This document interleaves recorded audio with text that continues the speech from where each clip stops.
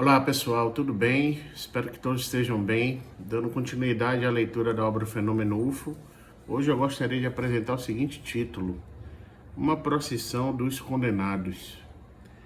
Nas 3 primeiras décadas do século XX, a cidade de Nova York conquistou sua reputação de uma das melhores cidades do mundo, a capital cultural do Novo Mundo e um dos berços principais de novas iniciativas literárias, artísticas e sociais.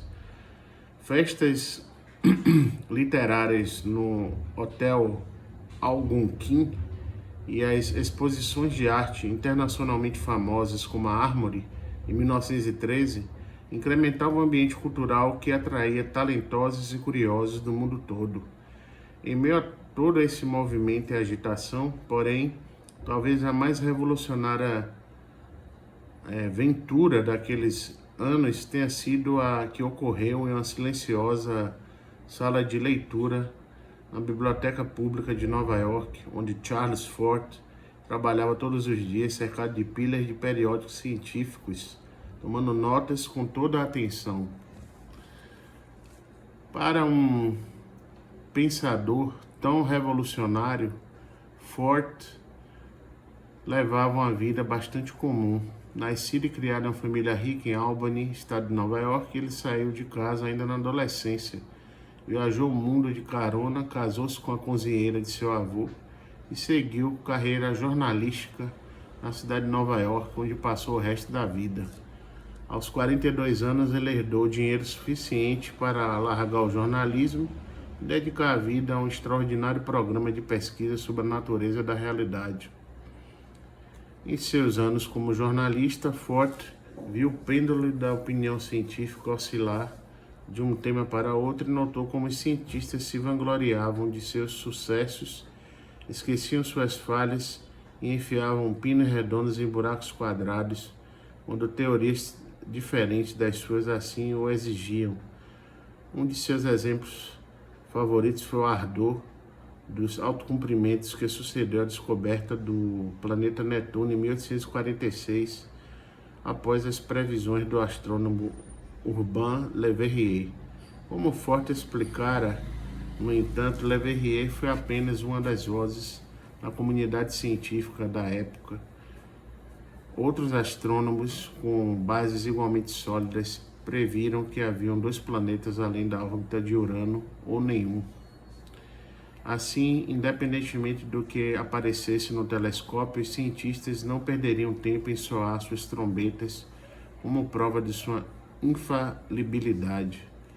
Fort escreveu sarcasticamente: "Um planeta foi encontrado de acordo com os cálculos de Le Verrier e suas profundas meditações. Se 2 fossem encontrados, isso confirmaria os cálculos brilhantes de Hansen. Se nenhum fosse encontrado, estaria de acordo com a opinião do grande astrônomo Sir George Airy." O grande projeto de Fort foi orientado pelo ceticismo. Por 27 anos, ele vasculhou as melhores publicações científicas da época, atrás de fatos que não se encaixavam. Ele documentou quedas de peixes e carne crua do céu, planetas observados por astrônomos onde até então não existiam, aparecimento e desaparecimento misteriosos, luzes e objetos estranhos no céu e muito mais. Tudo registrado por cientistas eminentes e testemunhas sóbrias, muitas vezes corroborado por evidências físicas. E todos, na terminologia de Fort, danados, condenados ao limbo do irreconhecível e incomprovado por uma comunidade científica indisposta a admitir a existência de qualquer fenômeno que ela não compreendia. Em 4 livros extensos, o Livro dos Condenados, New Lands e Wild Talents e Law, ele apresenta uma verdadeira procissão dos condenados, corroborando a afirmação de que a ciência de sua época sabia menos acerca do mundo do que pensava. Essa afirmação se tornara uma força significativa na cultura popular no mundo ocidental na época em que Fort nasceu. Em 1877, o grande livro de Helena Blavatsky, Isis Revelada, lançou o ocultismo na imaginação popular como alternativa à religião ortodoxa e ao pensamento científico aceito. E com isso desencadeou uma torrente de teorias alternativas a respeito da natureza da realidade e da forma da história humana. Em 1882, Ignatius Donnelly ressuscitou a velha lenda de Atlântida no primeiro de uma série de livros que desafiavam muitas das pressuposições corriqueiras de sua época. Esses 2 livros foram impressos pela primeira vez na América, e com eles os conhecimentos até então rejeitados e as visões alternativas encontraram na América um público maior que em qualquer outro local. Era provavelmente inevitável que Fort, o qual consolidou essa obra pioneira em uma teoria de ceticismo universal que rejeitava todos os tipos de dogmas, surgisse também no Novo Mundo. Fenômenos que mais tarde seriam chamados de UFOs ganham papel de destaque nos 4 volumes de Fort.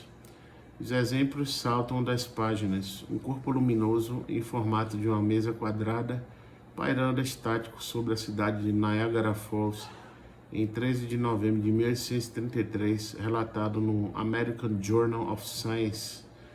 Um objeto verde brilhante em forma de charuto, avistado a partir do Observatório Real, em Greenwich, e muitos outros lugares da Grã-Bretanha e Holanda, que cruzou o céu em ritmo compassado na noite de 17 de novembro de 1882, um dirigível visto por milhares de testemunhas nos céus acima de Chicago, na noite de 11 de abril de 1897, em uma época em que nenhum dirigível voara com sucesso na América do Norte, uma procissão de luzes se movendo lentamente sobre Toronto, na noite de 8 de fevereiro de 1903, centenas mais. O próprio Fort sugeria que essas luzes poderiam ser naves pilotadas vindas do espaço sideral. Fez tal sugestão com o mesmo espírito cínico que o levara a especular que partes do espaço sideral estavam cheias de alguma substância gelatinosa que às vezes caía na Terra, e que o teletransporte podia ser um fator importante no ciclo de vida das enguias. Ele propunha essas e outras teorias ainda mais tolas para destacar o igual absurdo de afirmações feitas por cientistas de renome, e repetiu numerosas vezes que acreditava tão pouco em suas próprias teorias quanto nas dos cientistas. No fim das contas, porém, talvez isso não tenha importado. As afirmações de Fort plantaram a semente que brotaria mais de uma década após sua morte.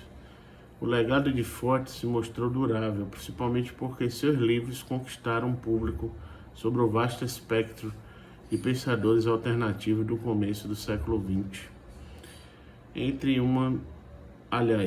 um dos mais influentes estava Tiffany Thayer, que fundou a Sociedade Fortiana para dar prosseguimento ao trabalho de Fort em 1932.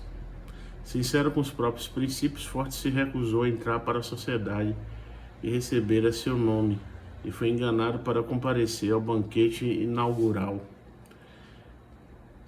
Thayer era um conservador fervoroso que odiava Franklin Roosevelt e insistia que o New Deal e tudo relacionado a ele não passava de uma grande conspiração. Sob a liderança de Thayer, a Sociedade Fortiana passou do ponderado ceticismo de Fort para a intolerância pesada à discórdia, que mais tarde seria reproduzida fielmente em muitos setores do debate em torno dos UFOs. No fim dos anos 40, a Sociedade Fortiana já tinha 15 mil membros espalhados por todos os Estados Unidos e vários outros países. Estavam todos bem posicionados para assumir o papel de especialistas quando os discos voadores apareceram nos céus da América. Então, pessoal, essa foi a leitura de hoje. Eu agradeço então pela atenção de todos e até breve.